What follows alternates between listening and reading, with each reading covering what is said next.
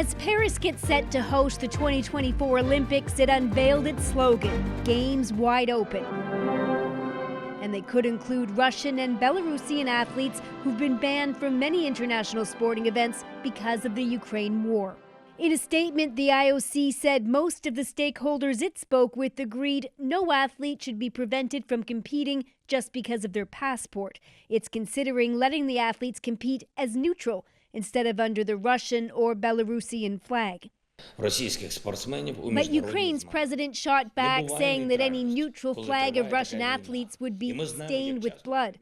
Ukrainian skeleton racer Vladislav Haraskevich says it's only fair for those athletes to be banned. Our athletes losing their families, they're losing their homes, and some athletes are losing their lives on the front lines. Some even argue letting Russia compete is an endorsement of the country's president. Vladimir Putin has used athletes, most of them are part of the military, to sell the propaganda of war and unity within their country. Sporting organizations have been grappling with how to treat Russian and Belarusian athletes and in some cases their fans. 4 men were banned from the Australian Open after they were filmed waving pro-Russian flags. Today, a Russian official said any attempt to squeeze the country out of international sport is doomed to fail.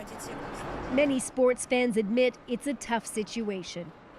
It's important to remember that the Russian people aren't necessarily the Russian government, and a lot of them actually disagree with what's going on. I think they should be allowed to play and do whatever they want to do. But I do think that as athletes, they deserve that right to compete, especially if they're against what's going on. But in a country where the president celebrates athletes like national heroes, it can be hard sometimes to separate the politics from sport. Briar Stewart, CBC News, London.